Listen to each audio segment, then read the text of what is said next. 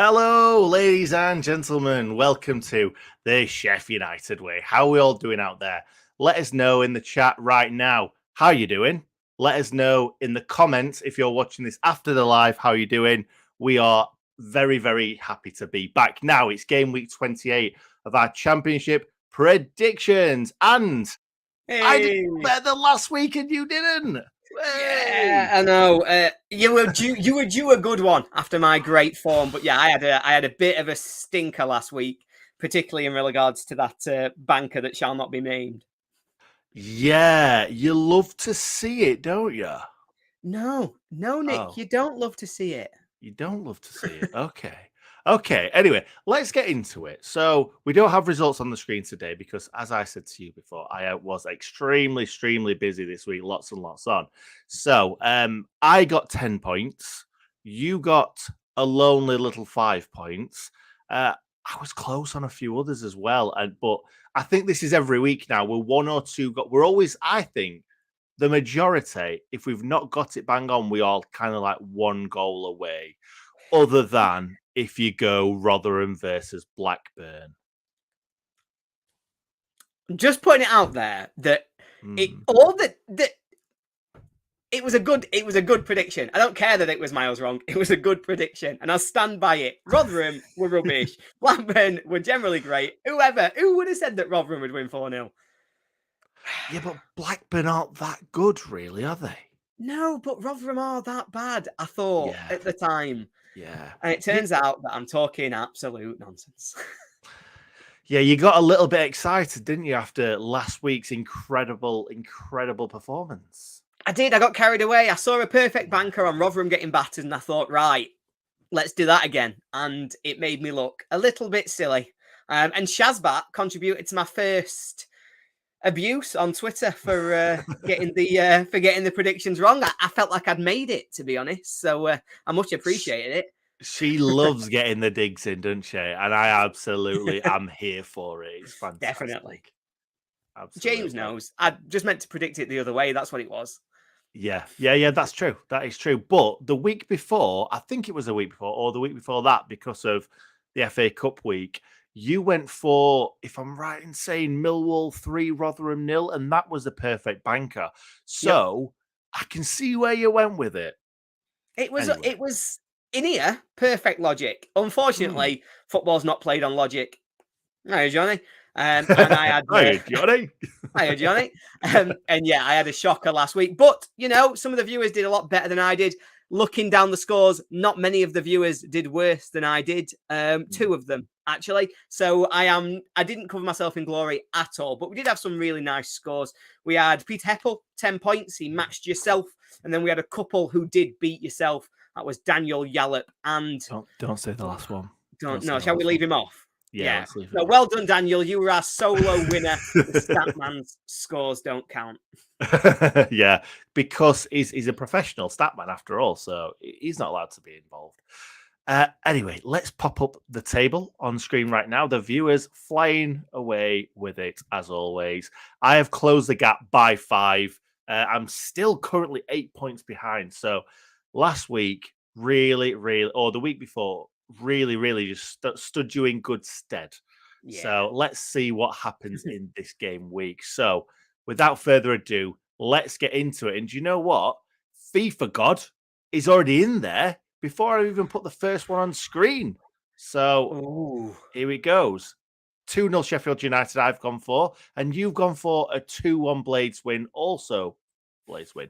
What are you saying is going to happen in this game other than it finishing 2-1? Yeah, it's a tricky one. This is tougher than it looks on the surface. I'll be honest, United's performance versus Stoke, particularly second half last week, had me really worried because I thought, quite frankly, it was rubbish. But then, you take a bit of time away, you sort of look at it from a little bit of different perspective.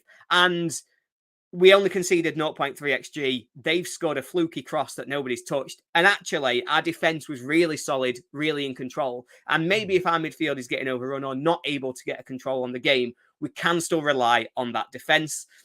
In the last 6 games, United have taken a lead. In 5 of them, we've taken a 2-goal lead. Obviously, the only one we didn't being QPR. While Hull had a really bad first half. So United have got this rhythm of starting well, getting goals. Hull started really slowly in their last game, gave up 1.6 XG in the first half versus Huddersfield. So that gives me confidence that United are going to go ahead, will take the lead. Now, what we've been good at is sitting on a lead and defending it. And therefore, that's what I'm going to back us to do. I might be being an idiot. I might be following my heart, but that's what I think this game's going to look like. I think United 2-0 up, and then they're hanging on at the end. Do you know what? I kind of agree with you. I really do. I hate to say it, and I hope we just steamroll them.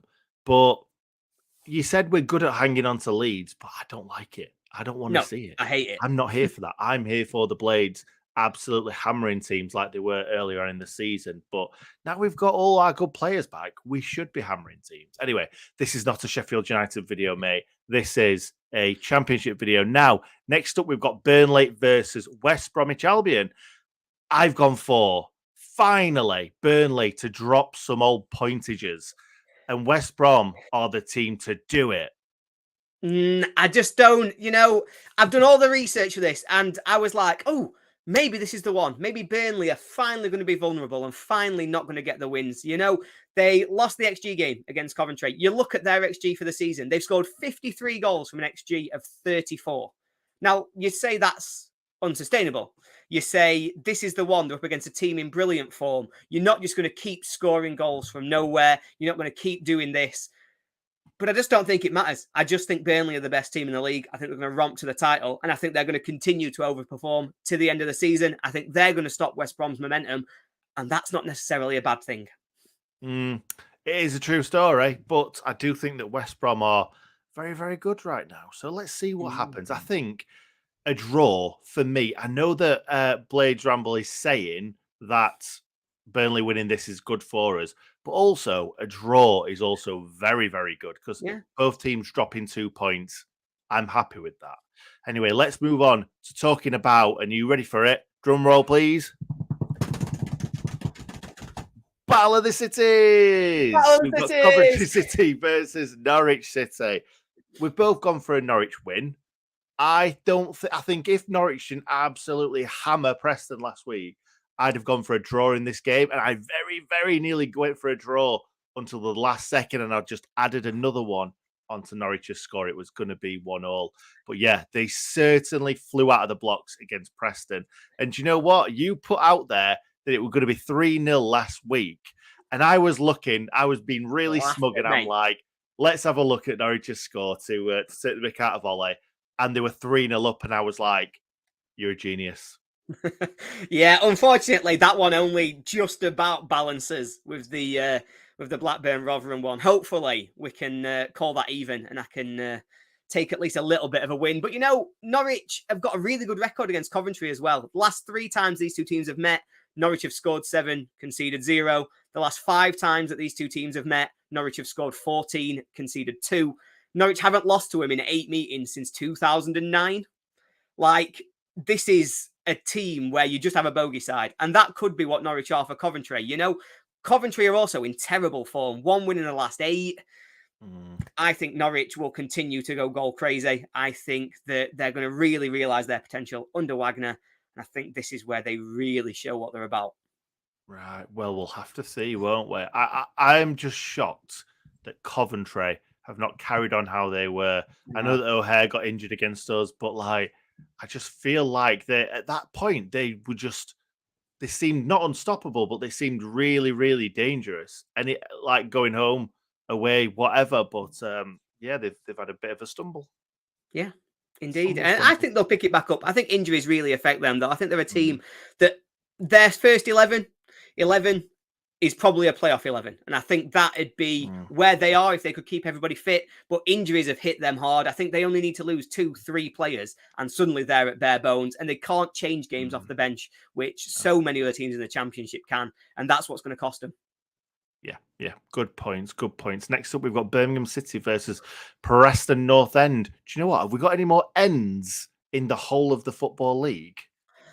No, I don't think so. I don't think there'll ever be a battle of the ends, apart from obviously on street in about half an hour. Gravesend. But they're not in the Football League, obviously. I'm clutching at straws. But Birmingham City versus Preston North End. I've gone for a 1-1 draw. I can see why you've gone for a Preston win here.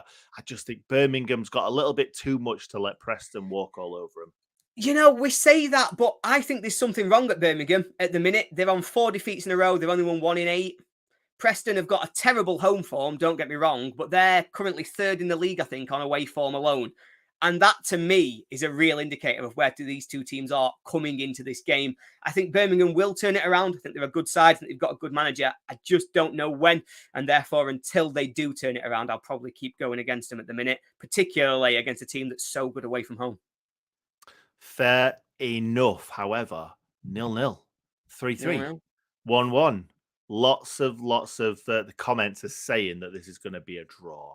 Anyway, let's move on to talking about Blackpool versus Huddersfield Town. I've gone for a 1-0 Blackpool win. You've gone for a 1-1 draw. How do you see this going? Well, of course, the big news. Obviously, I gave you my predictions on Monday, a little peek behind the curtains there. But there is big news since then that Blackpool have today sacked their manager. So Michael Appleton moved on from Blackpool. And I think that's a really interesting decision. I do like Appleton as a manager, but there's no question it was going wrong at Blackpool. Their fans weren't happy. They didn't really want him. They didn't like him. And therefore, being second bottom of the league was never going to keep him around. I think they've got a good team, and I don't think they're going to be in the relegation battle for too long. I think Tribal and Bowler make a big difference, albeit that Tribal didn't play last week and Bowler didn't have his best game. While Huddersfield are another team who are getting better, you know, I think that ultimately Blackpool's level will be above Huddersfield's level, but I don't think it will be this weekend. I don't think they're going to immediately bounce back from losing their manager. And I think this is going to be a very hard-fought draw that's not going to be the best watch in the world. Well, there we go. We've also got a 2-0 Blackburn win here. New manager bounds. I don't think we're going to have a new manager just yet, but we'll have to see. We'll have to see. Indications. I've seen the announcement that they put out when they were sort of moving the manager on, and the suggestion seemed to be that they'd said they will announce the new man in a number of days, rather than saying number of weeks, rather than saying in due course. So it may be that they've got somebody in mind. I know that they took the head of recruitment, I think, from Coventry, who's worked with Norwich in the past. So it may be that they're looking at somebody who's been here before, maybe that German connection. We will find out, I'm sure. Yeah, I was thinking at the time, this is a battle of the towns. I really was, because obviously Blackpool being a town. But yeah, it's not in the name, so it's not quite the same.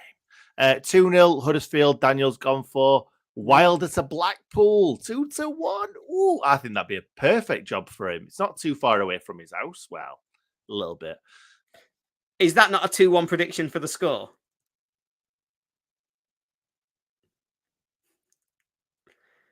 Wow, what did I say? You said 2-1. I thought you were doing the odds. Do you know what? I did think 2-1, but yeah, it probably is that. Is it 2 to? If it's 2-1, I've just smashed it there. But it's a good shout. It's a good shout. Next up, 2-0 from James. Damien, heaven, thank you very. A man sent from heaven £10 to the absolute legendary boys that are us. That were a weird thing to say. No, Damien, you are an absolute legend. Good evening, lads. Just interested on your opinions on Rhian Brewster. Do you think he is worth the money you paid for him? Before we carry on that, no. Or do you think he's just been unlucky? Would you sell him in the summer? Yes, I think so. Now, I'll give you my opinion first, and I'll let you Olive give his opinion. He has been unlucky, really unlucky with injuries. I think a lot of it is down to his mindset, because I think he had a really, really bad season in the Premier League, just couldn't hit a barn door, wasn't getting into the right positions, but also we weren't very good either. So he wasn't getting the service that he was probably used to in the Championship for Swansea. And then just injury after injury, he scored a couple of goals, and just when he looked like he was about to get into his stride, he kept getting injured. So no, he wasn't worth it. I don't think he'll ever be worth 24 million ever again. Even if he'd done well in the Premier League, I don't think he's good. I don't think he's that sort of money. We kind of threw some money at a player and hoped for the best, in my opinion. And I do think we would sell it. If we got into the Premier League, I don't think he would be good enough. I think we'd be looking to sell him and then maybe bringing in someone else. What about you, Ollie? Yeah, I completely agree. To be honest, I think no is the easy answer to the first question. He's not worth the money that we paid for him, unfortunately. No fault of his own, of course. But in terms of him being unlucky, it's every time he's looked good. You know, he's finally looked like he's going to come into some form. I think it was last season, just when Heckingbottom first came in, he scored 3 or 4 goals in sort of 5 or 6 games. And you thought, yes, here we go. We've got a player. Then he got injured. And then it took him a little bit of time to get back. Scored at Stoke, injured. And so it's really hard to think it's going to work out for him at Bramall Lane. I think something new isn't just better for United. I think it's better for Rhian Brewster. I think he needs to go somewhere where he's not got the weight of that transfer fee hanging over him. And I think he can be a success. I think he can be a good, very good championship striker for somebody. I just don't think it's going to be us. No, I think you're right. Absolutely right. And if you want us to discuss something that you've put in the comments at length like that, just give us £10 or more. Wilder favourite for the Blackpool job. He's got his name in lots of hats. To be fair, yeah, Wilder, I think anyone in the Championship would want to have a pop at Wilder. Mostly kind of mid-table to lower.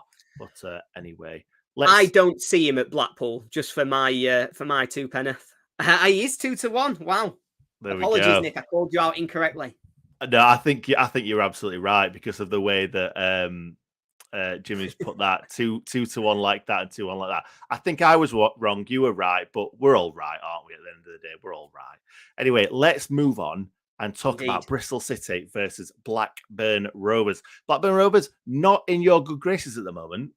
No, they're not. They've annoyed me. But I still think I'm going to give them. That's why I've got to do. You've got to predict the one thing that I know they don't want because they don't like drawing games. And so to punish them, I'm predicting a draw here. But this is an interesting matchup. It's really tough to predict because Bristol City, apologies. Do that every week. But they're a weird team. I don't know if they're going to be great. I don't know if they're going to be awful. I think they seem like another one of them teams who can vary their level so often. But they are unbeaten in the last 5 against Blackburn. They won the fixture earlier this season. Who knows what's going to happen? And when you don't know, go for a draw. Yeah, well, other than when you are predicting Blackburn Rovers, because they haven't drawn yet, have they? Still haven't drawn. No, still not drawn. This is going to be the first one. I'm confident.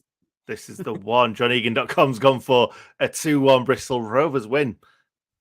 Fair enough. I don't know who they're playing, but fair enough. 3-0 Bristol City. Let's move on. Let's talk about... Actually, before we talk about that, please make sure you like this video right now, whether you're watching it as a video or a live stream. If we can get to 100 likes on this video, something will happen. You'll have to wait until the end of the video to see what happens when I've thought of it. Cardiff City versus Millwall Football Club. Battle of the football clubs, them both being football clubs. 1-1 I've gone for, and you've gone for a 2-0 Millwall win. Of course you have. Millwall are your second favourite team. They are. And they are also my banker for this week because I am confident in this game. I think Cardiff are in big, big trouble. Another manager sacked. That'll put them on, 3 permanent managers now for the season when they get somebody new in. A lot of suggestions that it's going to be Warnock. He might be asking Sharon to let him have one more run. Let him have one more run at it. But they're just a mess. They're just not a very good side for my money at the minute. I think they're one of the ones who are very much in trouble of relegation. And until they get a new manager in, I don't know how quick it'll be to stabilise the issues that are going on there. Now, they've had a lot of draws. And so I can understand that maybe they will draw again, but not for me. Millwall are just a better team. And I think they'll just beat them comfortably. I think I'm thinking about Millwall in the FA Cup because they were terrible against us.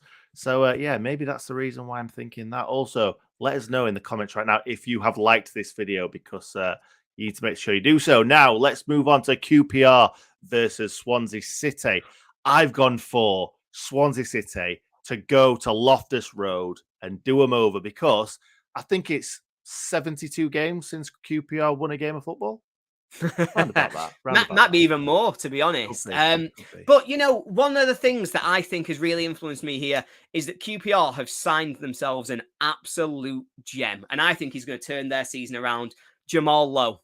what a player he is. They were 2-0 down last weekend. He's come off the bench. He's set up the first goal and he's inspired them back into that game.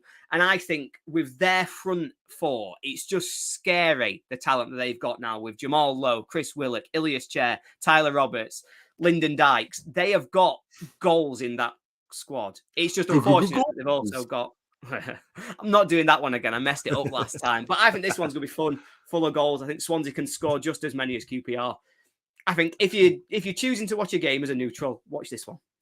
Oh, there you go. Remember that Ollie said that when it finishes 0-0. Next up, Stoke City versus Reading Football Club. It is, well, I've gone for a 2-0. I've gone for a 2-0 Stoke. Ooh. Random. I know, random. But I looked at it and thought, Stoke City against us last week weren't too bad in that second half. They really took it to us. And I think that might give them a little bit of a lift going into this game. And Reading is so difficult to predict anyway. They could have a shocker. They could have a really good game. Who knows? They could. And Reading are so hard to read. But for me, this is all about Stoke. You know, no winning 4. And yes, you're right. Second half, they played all right against United. But that just sheer inability to create any meaningful chances. Like, did Wes have a save to make? I don't think he did. They had all the ball against a team that seemingly couldn't get out of their own half, but they just weren't doing anything with it. And that really worries me. And I think that Alex Neil is massively regretting his decision to go to a relegation battle in the Championship. Oh. I think Reading will be mid-table. I think Stoke are going, I don't think they're going down, but I think they're in a fight for it. And I think they need to find some goals from somewhere. Yeah, I think you're right. He did have at least one save to make that he didn't make. And it went in the back of the net. No, he had a couple of saves to make, but I know what you mean. They really struggled to create anything. There were a few balls across the box and things like that there was no one there to get on the end of. But yeah, there you go. Damien agrees with you, Ollie, my man. One save, a free kick. There was also a header, I believe, James. But who's counting Stoke City chances? Anyway, let's move on to my banker. Hey. And it's Watford versus Rotherham United FC. Did you not go for this as a banker because you were thinking Rotherham aren't doing me again? That's exactly why I didn't go for it. Yeah, I'm not getting done by Rotherham 2 weeks in a row. That just ain't happening. But look, last weekend, Rotherham had the hottest finishing streak of all finishing streaks. They created 0.4 XG and scored 3 absolute worldies. They had 23% possession. Now, that's not unlikely for Rotherham. I was looking at this. They've got the second best shot to goal ratio in the league behind Burnley, which is just utterly insane for a team that's struggling as much as they are, obviously, at the bottom of the league. But Watford finally put together what I would call a complete performance last week. They were never really troubled. They scored 2 goals, won pretty comfortably. That's a scary proposition if you're Rotherham and you've then got to go to Watford. And so, a comfortable home win. I think Daniel started on the sauce a little bit early tonight, to be honest. So has UTB, unless that is you've missed a Watford off the front and it's Watford 3-0 Rotherham. But yeah, that's crazy. If that happens, and Damien, everyone's going for non-Watford wins. Wow. So let's see what happens. Do you know why? Do you know why they're doing that, Nick? Go on. Watford, innit? Watford, innit? Watford, innit? How did I not get that? Anyway, let's move on to talk about Wigan versus Luton. We've both gone for Luton wins. This is one of them that could be a little bit of a banker. Maybe a lot of people are putting money on this game in there. Aka, let's see. It's a weird one. This obviously played last night and Luton won 2-1. We're a 98th minute winner. So there's every chance that obviously the same thing happens again. But I think we'd see a much different performance. And I think we'll see a much better Luton side come out to really try and take the game to Wigan. We're now at, I think, 8 games without a win since Kolo Touré came in as manager. And while they got a very, very late draw against Cardiff last week, that were probably more than they deserved. And so it's a little bit worrying. They've got the worst home record in the league. Pack them off back to League One because this is a comfortable win for Luton. Pack them off to League One. Wigan fans, I love you. If Ollie doesn't, I do. Big fan of Wigan, except for the fact that you got us relegated from the Premier League and you wear blue and white stripes. But I digress. Now let's move on to a team that wears red and white stripes and have done quite well this season. Other team wearing red as well. They've done quite Yeah. well in the second half of the first half of the season. You've gone for a 3-1 Middlesbrough win. I've gone for a 2-2. The reason why I've gone for a 2-2, and I'll tell you this now, is because it is a bit of a derby. And I think that anything can happen in a bit of a derby game. I'm saying bit of a derby because I don't know if Sunderland or, in fact, Middlesbrough class this as a derby, but they are sort of close to each other.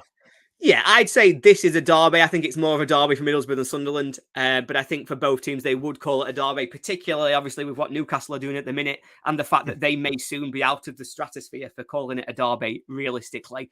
But this is a weird one. Middlesbrough have absolutely dominated this rivalry in recent times. I think they've won 6, drawn 1 of the last 7.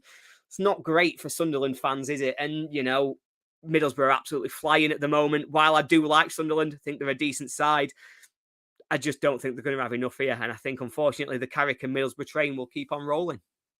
Yeah, I agree. I do think if this was any other game, I would say Middlesbrough are going to beat Sunderland, especially if they were at home. But they are away from home.